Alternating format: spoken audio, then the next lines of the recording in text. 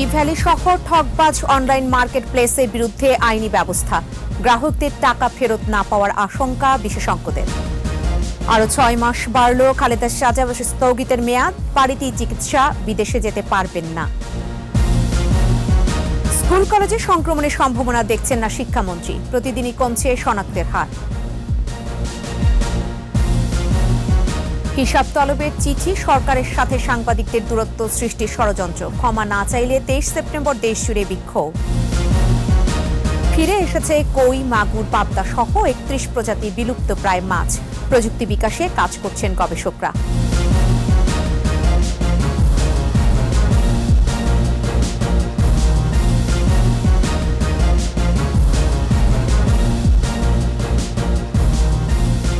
শুনছিলেন first security ইসলামী bank limited সংবাদ শিরোনাম। আমন্ত্রণ জানাচ্ছি সন্ধ্যা 7:21 সংবাদে, সাথে রয়েছি আমি ফেরদৌসী আহমেদ। দর্শক, 21 টেলিভিশনের সংবাদ একই সাথে সরাসরি দেখতে পাবেন আমাদের ফেসবুক পেজ www.facebook.com/2124 অনলাইনে। সংবাদে এছাড়াও যা থাকছে: উত্তর জনপদে জনমানুষের বিশ্বস্ত নাম 5 পাই ডাক্তার নুরুল ইসলাম, নিরবিচ্ছিন্ন চিকিৎসা সেবার 74 বছর। গ্রাহকদের পণ্য দিতে অথবা টাকা ফেরত দিতে না পারলে ই-ভ্যালি সহ ঠকবাজ অনলাইন মার্কেট প্লেসের বিরুদ্ধে আইনি ব্যবস্থা নেওয়া হবে বলে জানিয়েছেন স্বরাষ্ট্রমন্ত্রী আসাদুজ্জামান খান কামাল। এরকম প্রতিষ্ঠানের বিষয়ে ক্রেতাদের সচেতন হওয়ার কথাও বলেন মন্ত্রী। তবে ই-ভ্যালিতে যারা ঠকেছেন তারা টাকা ফেরত পাবেন কিনা সে বিষয়ে সন্দিহান বিশেষজ্ঞরা। বলছেন, বিদ্যমান আইনি কাঠামোতে প্রতারিত গ্রাহকদের টাকা ফেরত পাওয়ার সুযোগ নেই। দেখুন মেহেদী হাসানের রিপোর্ট। 2018 ডিসেম্বরে যাত্রা শুরু করে অনলাইন মার্কেট প্লেস ই-ভ্যালি। শুরু থেকেই বিভিন্ন অঙ্কের মূল্য ছাড়ের পাশাপাশি 150% পর্যন্ত ক্যাশব্যাক অফারে হইচই পড়ে চারিদিকে। প্রতিষ্ঠানটির প্রচারে যুক্ত হন নামিদামি শোবিজ তারকারাও। আমি আছি সাথে, এনজয় ইওর শপিং। এ অবস্থায় আগাম টাকা দিয়ে পণ্য ক্রয়ের হিড়িক পড়ে। একদিকে গ্রাহকের কাছ থেকে আগাম টাকা আদায়, অন্যদিকে বাকিতে পণ্য ক্রয়। কইয়ের তেলে কই ভাজার এ হিসেব শেষ পর্যন্ত মেলাতে না পেরে প্রতিষ্ঠানটির চেয়ারম্যান ও ব্যবস্থাপনা পরিচালক দুজনই এখন কারাগারে। র্যাবের জিজ্ঞাসাবাদে সব মিলিয়ে 1000 কোটি টাকা দেনার তথ্য দিয়েছেন তারা। আর এর বিপরীতে প্রতিষ্ঠানটির সম্পদ মাত্র 65 কোটি টাকার। স্বরাষ্ট্রমন্ত্রী জানিয়েছেন, শুধু ই-ভ্যালি নয়, ক্রেতা ঠকানো এ ধরনের প্রতিষ্ঠানের ব্যাপারে কঠোর অবস্থানে সরকার। মানুষের থেকে অনেক টাকা নিয়েছে, কিভাবে তারা তাদের কমিটমেন্ট পুরো করবে সেটা আমার এখন জানা নেই। আমরা মনে করি তাদের কমিটমেন্ট, যদি তারা যেই কমিটমেন্ট জনগণকে দিয়েছে সেগুলি যদি পূরণ না করেন তাহলে আমরা আইন অনুযায়ী তাদের ব্যবস্থা গ্রহণ, আমাদের আইন শৃঙ্খলা বাহিনী করবেন। তবে যারা পণ্য কিনতে ই-ভ্যালিকে আগাম টাকা দিয়েছেন তারা কি পণ্য অথবা টাকা ফেরত পাবেন? এই প্রশ্ন এখন সামনে চলে এসেছে। আইনজ্ঞরা বলছেন, অনেকটাই দেরি হয়ে গেছে, এখন টাকা বা পণ্য পাওয়ার আশা দুরাশা মাত্র। তাদের টাকাটা অ্যাকচুয়ালি আপনি যদি দেখেন রিটার্ন করার কোনো ওয়ে নাই। তার যেই অ্যাসেট আছে তার বাহিরে যে এখন তার অ্যাসেট হলো 65 crore টাকা, বাট এখানে 403 কোটি টাকা only from the customers and the 250 crore টাকা সাপ্লায়ার্স। এটা তো হিউজ অ্যামাউন্ট অফ লায়াবিলিটি। এখন এই লায়াবিলিটি কে দায়ভার নেবে? সরকারের সংশ্লিষ্ট প্রতিষ্ঠানগুলোর দ্রুত ব্যবস্থা নেয়াই এ ধরনের প্রতারণা প্রতিরোধের সবচেয়ে ভালো উপায় বলেও জানান এ আইনজীবী। এটা অবশ্যই বাণিজ্য মন্ত্রণালয়কে দেখভাল করা উচিত ছিল। এই ধরনের যখন প্রতিষ্ঠান গড়ে ওঠে এবং ট্রানজাকশন এবং বিজনেস করে, তাদের এই জিনিসগুলিকে ইনিশিয়াল স্টেজেই। মেহেদী হাসান, 21 টেলিভিশন, ঢাকা। উচিত ছিল এবং এখানে এদিকে ই-কমার্সের নামে প্রতিনিয়ত গ্রাহকদের প্রতারণা রোধে জনস্বার্থে প্রচার কাজ চালানোর পরামর্শ দিয়েছেন হাইকোর্ট। ফোনালাপে আড়িপাতা বন্ধে রিটের শুনানিতে বিচারপতি এম এনায়েতুর রহিম ও বিচারপতি মুস্তাফিজুর রহমানের বেঞ্চ এ পরামর্শ দেন। শুনানিতে রিটকারীর আইনজীবী বলেন, গ্রাহকরা অতি লোভে প্রতারণার শিকার হন। এ সময় জনগণের লোভ কমাতে প্রচার চালানোর নির্দেশ দেন আদালত। আর ই-কমার্সে প্রতারণা বন্ধে আইনগত ব্যবস্থা নেওয়া হবে বলে জানান attorney general M Aminuddin.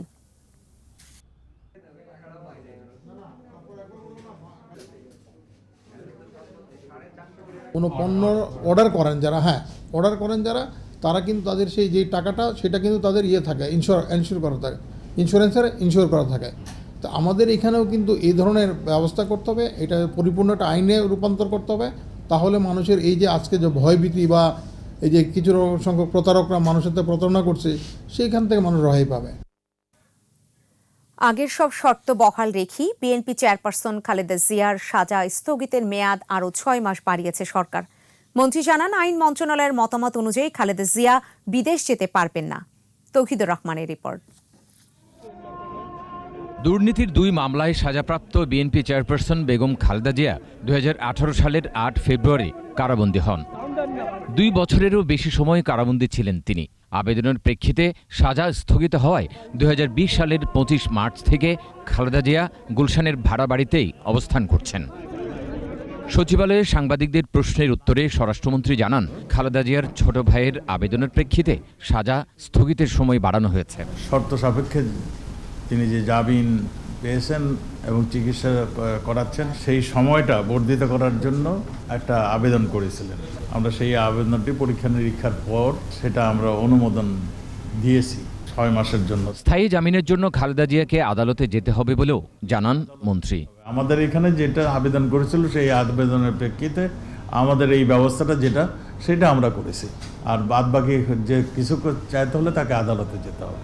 25 September থেকে নতুন করে 6 মাসের সাজা স্থগিতের মেয়াদ শুরু হবে। তিনি নিজ বাসায় থেকে তার চিকিৎসা নিতে চান, সেইভাবে চিকিৎসা নেবেন, তবে তিনি দেশের বাইরে যেতে পারবেন না। তৌহিদুর রহমান, 21 টেলিভিশন, ঢাকা। এদিকে সরকার ভয় পায় বলেই বিএনপি চেয়ারপারসন খালেদা জিয়াকে মুক্তি দিচ্ছে না বলে অভিযোগ করেছেন দলের মহাসচিব মির্জা ফখরুল ইসলাম আলমগীর। গুলশানে বিএনপি চেয়ারপারসনের কার্যালয়ে সংবাদ সম্মেলনে এ অভিযোগ করেন তিনি। খালেদা জিয়াকে এত বেশি ভয় পান যে তাকে কোনো মতেই তারা দেশের বাইরে যাওয়া বা তাকে মুক্ত করার বিষয়ে তারা ভাবতেই পারে না। এই জন্য তারা তাকে এত অসুস্থতার পরেও তার চিকিৎসার জন্য তাকে, যখন তাকে ডাক্তাররা বলছে, হাসপাতালরা বলছে যে তার অ্যাডভান্স ট্রিটমেন্টের জন্য তাকে অ্যাডভান্স সেন্টারে যাওয়া দরকার। বিএনপি একদিকে যেমন দেশে বিশৃঙ্খলা সৃষ্টি করছে, তেমনি বিদেশেও দেশের ভাবমূর্তি বিনষ্ট করার ষড়যন্ত্রে লিপ্ত রয়েছে বলে অভিযোগ করেছেন আওয়ামী লীগের সাধারণ সম্পাদক এবং সড়ক পরিবহন ও সেতুমন্ত্রী ওবায়দুল কাদের। দুপুরে সরকারি বাসভবনে ব্রিফিংয়ে প্রধানমন্ত্রী শেখ হাসিনা জাতিসংঘ অধিবেশনে যোগদানে নিউ ইয়র্কে গমনের প্রাক্কালে বিএনপির বিক্ষোভ ও প্রতিবাদের পরিপ্রেক্ষিতে তিনি এই অভিযোগ করেন।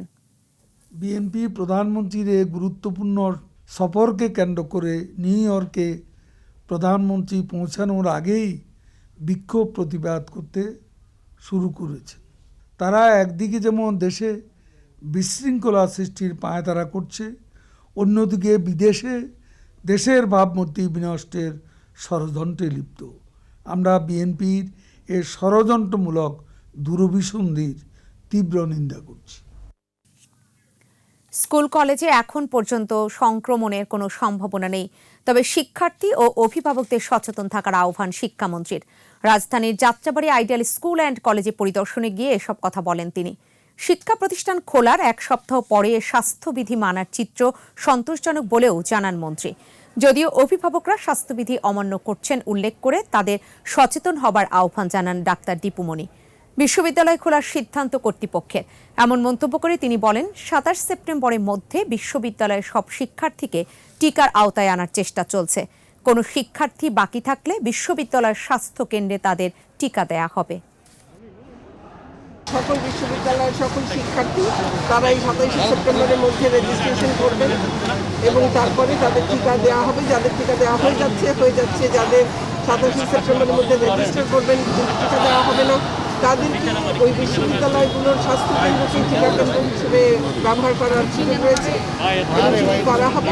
আর তারপরে বিশ্ববিদ্যালয় কবে খুলবেন, তাদের হল কবে খুলবেন, এই সিদ্ধান্তগুলো একান্তভাবে বিশ্ববিদ্যালয়ের নিজস্ব। এদিকে দেশে করোনা সংক্রমণের মাত্রা কমছে প্রতিদিন। গেল 24 ঘন্টায় আক্রান্ত হয়ে মৃত্যু হয়েছে 43 জনের। এ পর্যন্ত মৃতের সংখ্যা 27,225। একদিনে শনাক্তের হার কমেছে প্রায় 1%। স্বাস্থ্য অধিদপ্তরের তথ্য অনুযায়ী 810টি ল্যাবে একদিনে জমা পড়েছে 24,128টি নমুনা।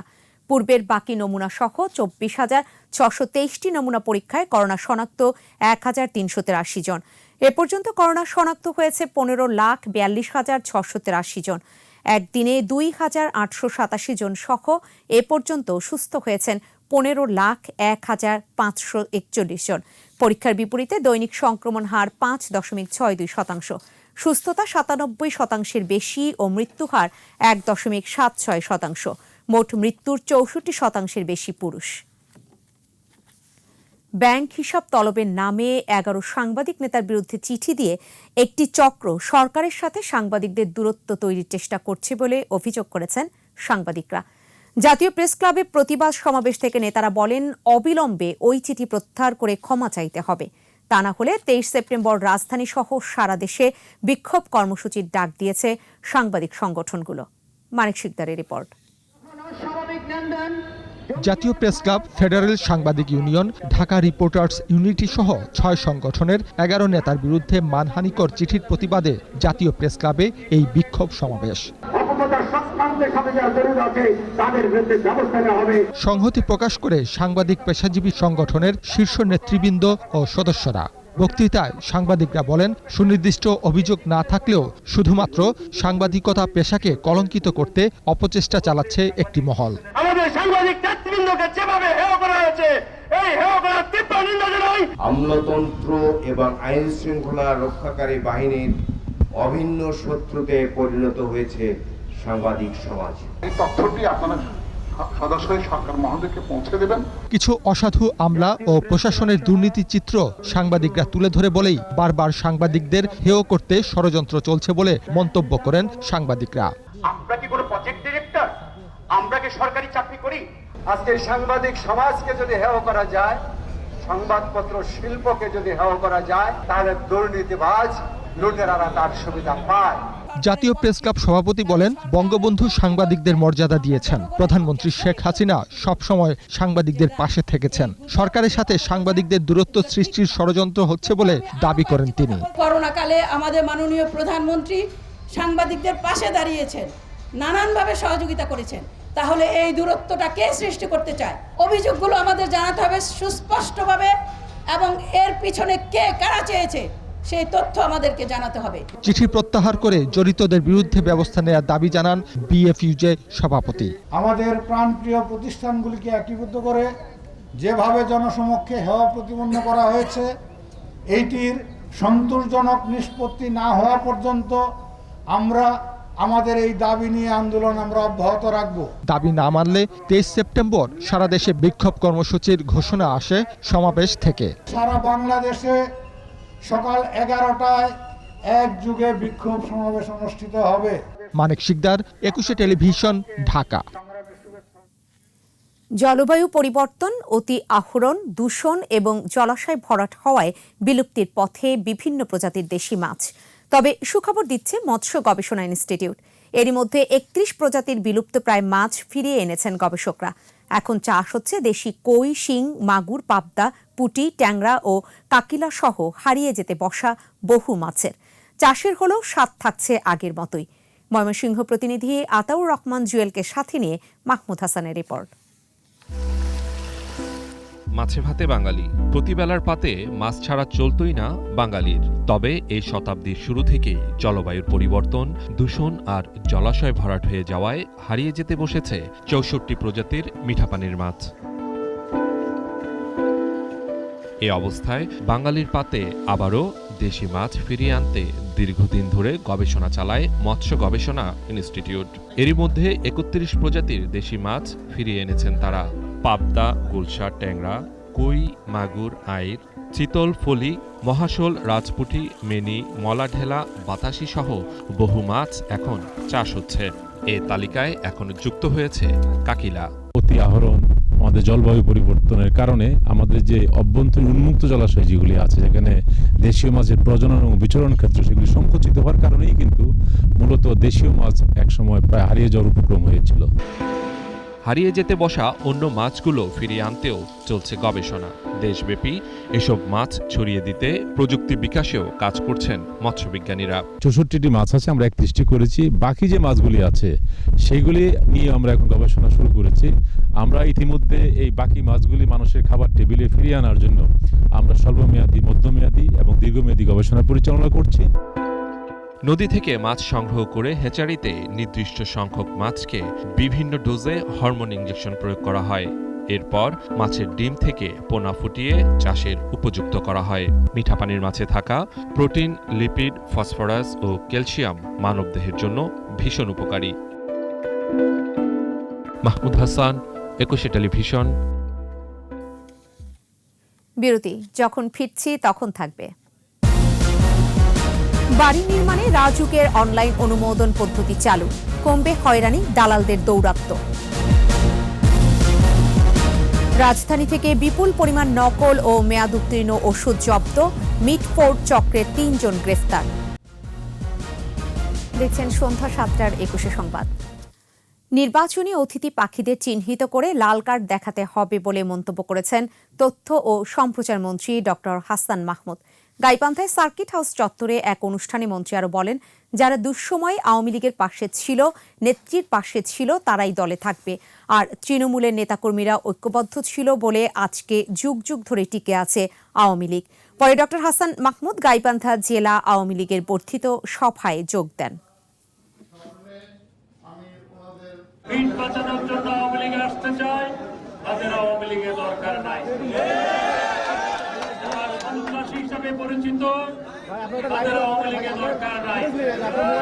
যারা মাদকের সাথে যুক্ত, তাদের আওয়ামী লীগের দরকার নাই। যারা জায়গা দখলের সাথে যুক্ত, তাদের আওয়ামী লীগের দরকার নাই। যারা দুর্নীতির সাথে যুক্ত, তাদের আওয়ামী লীগের দরকার নাই। বাংলাদেশে আর কখনোই তত্ত্বাবধায়ক সরকার আসবে না বলে মন্তব্য করেছেন কৃষিমন্ত্রী ডক্টর আব্দুর রাজ্জাক। সরকারি বেসরকারি কর্মকর্তাদের দক্ষতা উন্নয়নে পলিসি অ্যানালাইসিস শীর্ষক প্রশিক্ষণ কোর্সের সমাপনীতে আব্দুর রাজ্জাক আরও বলেন, নিরপেক্ষ নির্বাচন করার দায়িত্ব নির্বাচন কমিশনের, আর সরকার তাতে সহযোগিতা করবে। দেশ এগিয়ে যাচ্ছে, তাই কাউকে অস্থিতিশীল পরিস্থিতি তৈরি করার সুযোগ দেয়া হবে না বলেও মন্তব্য করেন কৃষিমন্ত্রী। মাননীয় প্রধানমন্ত্রী থেকে সকল একদম গ্রাসরুট লেভেল পর্যন্ত সবাই নির্বাচন কমিশনের আওতা এবং নির্বাচন কমিশনের নির্দেশ মেনে কাজ করতে হবে। কাজেই যারা বলছে নিরপেক্ষ সরকার, তত্ত্বাবধায়ক সরকার, এগুলো আর বাংলাদেশে হবে না। জনগণের সরকার এবং নির্বাচন কমিশনের মাধ্যমেই নির্বাচন আগামী দিনে হবে। বাড়ি নির্মাণের ভোগান্তি কমাতে electronic construction permitting system ECPS চালু করল রাজুক। ফলে এখন ঘরে বসেই মিলবে বাড়ির নকশার অনুমোদন, ভবন নির্মাণ ও ব্যবহারের সনদ সহ সবকিছু। রাজধানীতে এক অনুষ্ঠানে ECPS এর উদ্বোধন করেন গৃহায়ন ও গণপূর্ত প্রতিমন্ত্রী। বিস্তারিত জানাচ্ছেন রিয়াদ সুমন। ভূমিকম্পের ঝুঁকি বিবেচনায় বিশ্বে ঢাকার অবস্থান 20 নম্বরে। Bangladesh national building code BNBC এবং নির্মাণ বিধিমালা যথাযথ না মানায় রাজধানীর 60 থেকে 70% ভবনই ভূমিকম্প ও অগ্নিকাণ্ডের ঝুঁকির মধ্যে।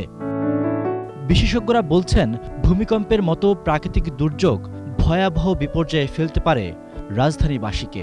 তাই ঝুঁকিপূর্ণ ভবন চিহ্নিতকরণের পাশাপাশি ভূমিকম্প সহনীয় ভবন নির্মাণের বিকল্প নেই। কারণ এখানে কিন্তু অবকাঠামোগুলো এবং যখন বানানো হয় সেখানে কিন্তু পরিকল্পনা ছাড়া করা হয় এবং কোনো কোড ফলো করা হয় না। রেগুলেটরি বডি যারা দেখভাল করবে, যারা বিল্ডিং বানাবে, এদের কিন্তু গাফিলতি ছিল এবং সঠিকভাবে তদারকি করা হয় না, যার জন্য যে কোনো ভূমিকম্পে কিন্তু হলে অনেক ক্ষয়ক্ষতি হবে। সমস্যা সমাধানে electronic construction permitting system ECPS কার্যকর ভূমিকা রাখবে বলে মনে করছে রাজুক। এছাড়া বাড়ি নির্মাণে ভোগান্তি হ্রাসের পাশাপাশি ভূমিকম্পের মতো দুর্যোগের ঝুঁকি কমার আশা রাজুক কর্মকর্তাদের। প্ল্যান পার্ট জমা থেকে শুরু করে প্ল্যান অ্যাপ্রুভাল পর্যন্ত সে ঘরে বসে এই প্ল্যান পাবে। এমনকি শুধু প্ল্যান পাস না, অকুপেন্সি সার্টিফিকেট পর্যন্ত অনলাইনে পাবে। এদিকে ECPS এর উদ্বোধনী অনুষ্ঠানে গৃহায়ন ও গণপূর্ত প্রতিমন্ত্রী বলেন, উন্নত প্রযুক্তি ব্যবহারে রাজুকের সেবার মান বৃদ্ধি পাবে। বিশ্বের বিভিন্ন দেশ থেকে সংশ্লিষ্ট কাজে দক্ষ ও খ্যাতনামা পরামর্শক প্রতিষ্ঠানসমূহকে নিযুক্ত করে অত্যন্ত সফলতার সঙ্গে এই সিস্টেমের উন্নয়ন কাজ সম্পন্ন করে।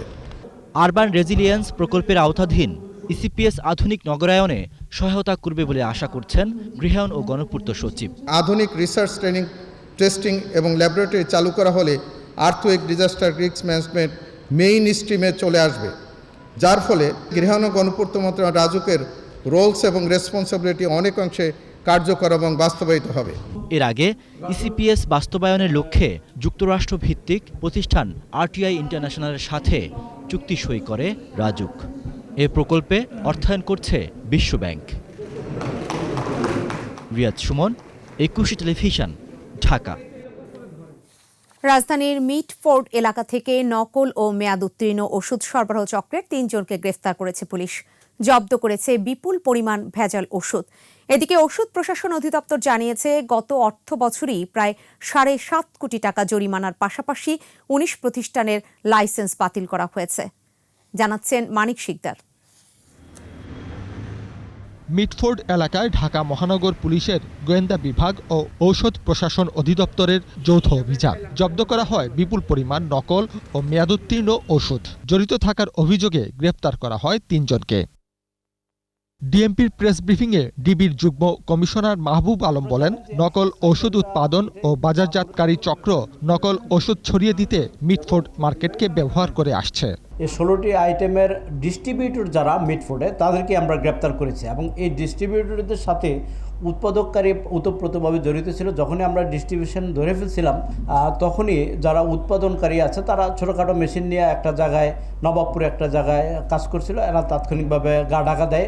গ্রেফতার হওয়া 3 জনই প্রাথমিক জিজ্ঞাসাবাদে দোষ স্বীকার করেছে। যারা উৎপাদন করছে এই ধরনের ভেজাল ওষুধ, নকল ওষুধ এবং ব্যান্ড আইটেম, তাদেরকে আমরা আইনের আওতায় আনছি এবং কঠোরভাবে আইনকে আমরা প্রয়োগ করব। এদিকে ওষুধ প্রশাসন অধিদপ্তরের উপপরিচালক জানান, স্বল্প জনবল নিয়েও জনস্বাস্থ্যের নিরাপত্তায় তাদের অভিযান চলছে। Safe medicine is very much important. ঔষধ এফেক্ট করে হচ্ছে লিভারে এবং কিডনিতে, যার কারণে এখন আমাদের দেশে কিডনি রোগের সংখ্যা একটু বাড়ছে। বাট আমরা কিন্তু এই ভেজাল ঔষধের জন্য আমরা কাজ করছি। ওষুধ কেনা বেচায় আরও সতর্ক হওয়ার আহ্বান জানিয়েছে অধিদপ্তর। অবশ্যই ঔষধ ক্রয়ের সময় সেই ফার্মেসিকে তার একটা ইনভয়েস সংরক্ষণ করতে হবে। মানিক শিকদার, 21 টেলিভিশন, ঢাকা। মহান মুক্তি সংগ্রামের স্মৃতি বিজড়িত ঐতিহাসিক সোহরাওয়ার্দী উদ্যানের গাছ কাটা বন্ধ চেয়ে করা রিট খারিজ করে দিয়েছেন হাইকোর্ট। উদ্যানের গাছ কাটা ও অবকাঠামো নির্মাণ বন্ধে এবং মূল নকশায় যে মাস্টার প্ল্যান রয়েছে তা ঠিক রাখার আর্জি জানিয়ে বাংলাদেশ পরিবেশ আইনবিদ সমিতি ও সমমনা বেসরকারি 6 সংগঠন ও এক ব্যক্তির পক্ষ থেকে করা হয় রিট। বিচারপতি ফারাহ মাহবুব ও বিচারপতি এস.এম. মনিরুজ্জামানের ভার্চুয়াল বেঞ্চে এই রিট আবেদনের উপর শুনানি হয়। এর আগে গত 9 মে হাইকোর্টের সংশ্লিষ্ট শাখায় রিট আবেদনটি করা হয়।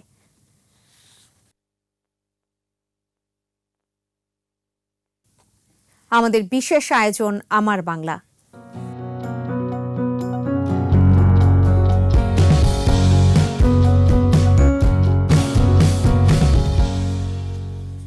চুয়াত্তর বছর ধরে সেবা দিয়ে আসছেন গাইবান্ধার নুরুল ইসলাম সরকার, যিনি 5 পাই ডাক্তার নামে পরিচিত।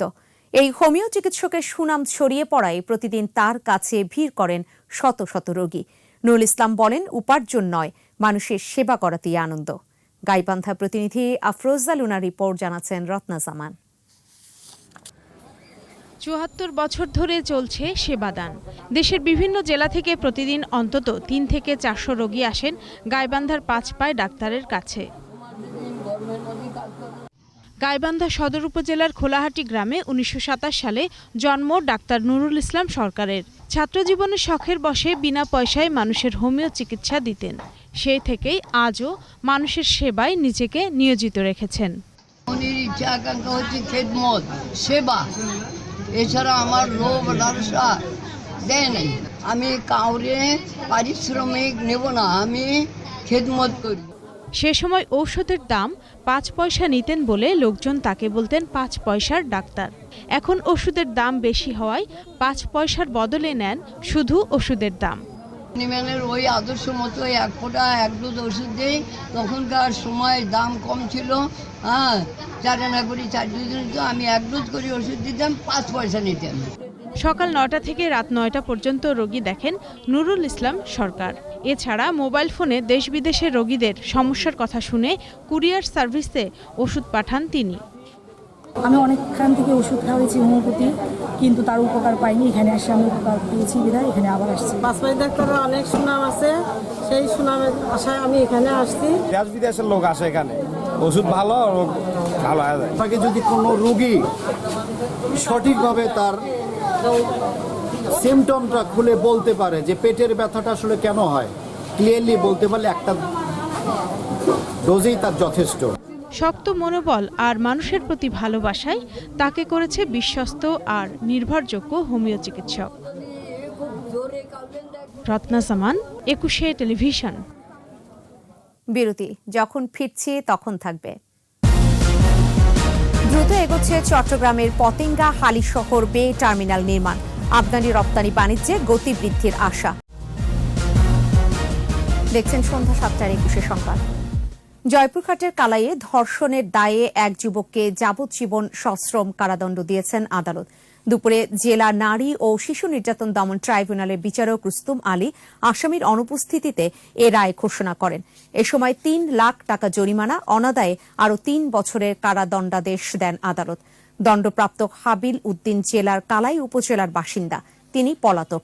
মামলার অভিযোগে বলা হয় 2007 সালের 6 মার্চ এক নারীকে চাকরি দেওয়ার কথা বলে বাড়িতে নিয়ে আসামি হাবিল উদ্দিন তার উপর পাশবিক নির্যাতন চালায়। সোশ্যাল বিপ্লব মজুমদারের ক্যামেরায় চট্টগ্রাম থেকে হাসান ফেরদৌসের রিপোর্ট, জানাচ্ছেন মাসুম আলিসা। এবং সেই সুবিধাগুলো এখানে কিন্তু নিশ্চিত করতে হবে যে সরকারের আরো বেশি এটি প্রচার করা উচিত বলে মনে করি, এবং শুধুমাত্র যে বাংলাদেশি বিনিয়োগকারীরা করবে এমনটি নয়, বাইরের বিনিয়োগকারীরা করতে পারে। এদিকে বে টার্মিনালের আওতায় প্রথম পর্যায়ে নির্মাণ করা হবে 3 টার্মিনাল, যার একটির অর্থায়ন করবে চট্টগ্রাম বন্দর কর্তৃপক্ষ।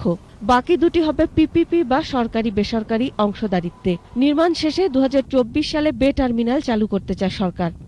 সরকারের পক্ষ থেকে যে 804 একর জমি, সেটাও মন্ত্রণালয় অনুমোদন দিয়েছে, এবং 64 একর জমি আমরা ইতিমধ্যেই অধিগ্রহণ করেছি, এবং আমাদের এই যে মাটি ভরাটের কাজ চলছে। 2024 সাল আমরা টার্গেট নির্ধারণ করেছি, এর মধ্যেই আমরা বে টার্মিনালের অপারেশন আমরা শুরু করতে চাই। বে টার্মিনালে কয়লা, ক্লিংকার এবং জাহাজি তেল খালাসের জন্য থাকবে আলাদা জেটি। 2018 সালের 1 নভেম্বর প্রধানমন্ত্রী শেখ হাসিনা বে টার্মিনাল নির্মাণ কাজের উদ্বোধন করেন। মাসুম আলিসা, 21 টেলিভিশন। খেলার খবর।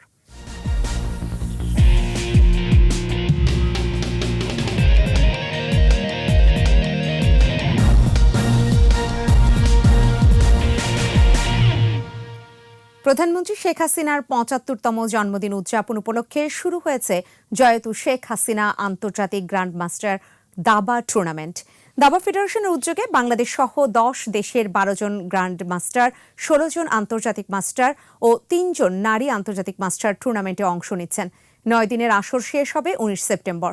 9 রাউন্ড সুইস লিগ পদ্ধতির এই প্রতিযোগিতায় মোট 15,000 মার্কিন ডলার অর্থ পুরস্কার দেওয়া হবে। টুর্নামেন্টের উদ্বোধনী দিনে উপস্থিত ছিলেন বাংলাদেশ দাবা ফেডারেশনের সাধারণ সম্পাদক সৈয়দ শাহাবুদ্দিন শামীম ও সহ-সভাপতি KM শহীদুল্লাহ সহ আরও অনেকেই। শেষ করব বাংলাদেশ চত্বরের খবর জানিয়ে। 21 ফেব্রুয়ারি শহীদদের রক্তের বিনিময়ে মাতৃভাষার অধিকার প্রতিষ্ঠা হয়েছিল, বপন হয় স্বাধীনতার বীজ। মহান মুক্তিযুদ্ধের মাধ্যমে অর্জিত হয় স্বাধীনতা। দীর্ঘ এই মুক্তি সংগ্রামে নেতৃত্ব দেন জাতির পিতা বঙ্গবন্ধু শেখ মুজিবুর রহমান। 52 থেকে 71-এর ইতিহাস নিয়ে মানিকগঞ্জ সাটুরিয়া উপজেলা পরিষদ চত্বরে নির্মিত বাংলাদেশ চত্বর নিয়ে প্রতিনিধি সাব্বিরুল ইসলামের রিপোর্ট, জানাচ্ছেন মাসুম আলিসা। মানিকগঞ্জের সাটুরিয়া উপজেলা পরিষদ প্রাঙ্গণে এক সারিতে রয়েছে বাংলাদেশের প্রধানতম দুটি ঐতিহাসিক ঘটনার স্মারক আর জাতির পিতার প্রতিকৃতি। ডান দিকে ভাষা শহীদদের স্মরণে শহীদ মিনার, মাঝখানে শহীদ মুক্তিযোদ্ধাদের স্মৃতিস্তম্ভ, এরপর বঙ্গবন্ধু শেখ মুজিবুর রহমানের প্রতিকৃতি। পিছনে শুভ্র দেয়াল, সামনে পাকা চত্বর, ফাঁকে ফাঁকে সবুজ দুর্বাঘাস, রয়েছে কৃষ্ণচূড়া। একসময় কৃষ্ণচূড়ার রঙে এই চত্বরটি ভরিয়ে তুলবে বাংলাদেশের পতাকার মতো লাল সবুজ রং।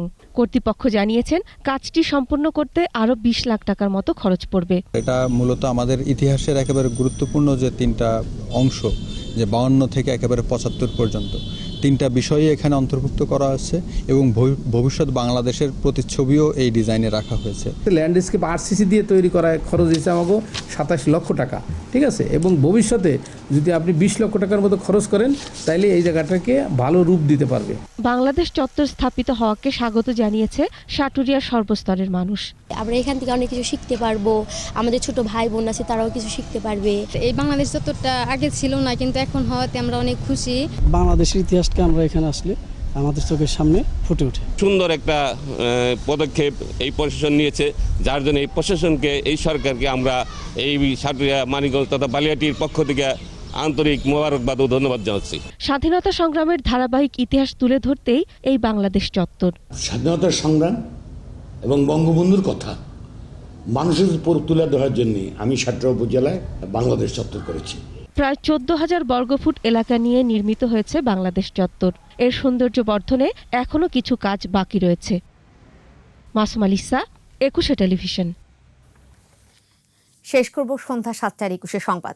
যাবার আগে ফার্স্ট সিকিউরিটি ইসলামী ব্যাংক লিমিটেড সংবাদ শিরোনামগুলো জানিয়ে দিব আরও একবার। ইভ্যালি সহ ঠকবাজ অনলাইন মার্কেট প্লেসের বিরুদ্ধে আইনি ব্যবস্থা, গ্রাহকদের টাকা ফেরত না পাওয়ার আশঙ্কা বিশেষজ্ঞদের। আরও 6 মাস পারল খালেদার সাজা স্থগিতের মেয়াদ, বাড়িতেই চিকিৎসা, বিদেশে যেতে পারবেন না। স্কুল কলেজে সংক্রমণের সম্ভাবনা দেখছেন না শিক্ষামন্ত্রী, প্রতিদিনই কমছে শনাক্তের হার। হিসাব তলবের চিঠি, সরকারের সাথে সাংবাদিকদের দূরত্ব সৃষ্টির ষড়যন্ত্র, ক্ষমা না চাইলে 23 সেপ্টেম্বর দেশজুড়ে বিক্ষোভ। ফিরে এসেছে কই, মাগুর, পাবদা সহ 31 প্রজাতির বিলুপ্তপ্রায় মাছ, প্রযুক্তি বিকাশে কাজ করছেন গবেষকরা।